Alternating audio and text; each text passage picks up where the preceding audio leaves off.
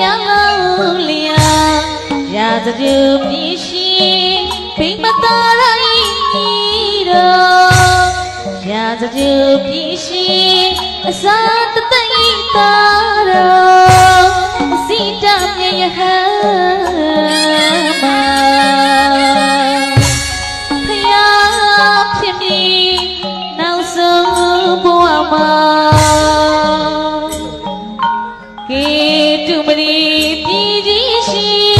ပြေဆောင်မင်းသားကြီးရေစရာချင်ရစတိပါပြမဝရီဝိချာတိုင်းမှာတန်ဒီညူက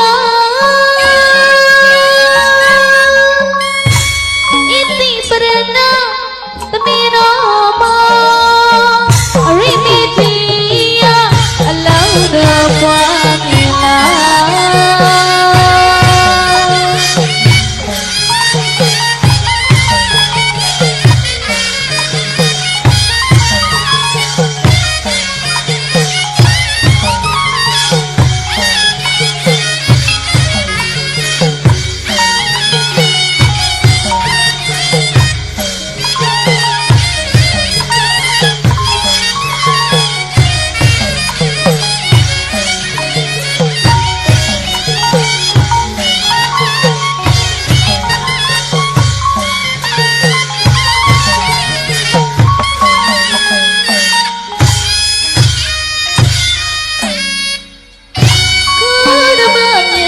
ဖယားသခင်အနာကကြွေဒီတနာတော်မှာ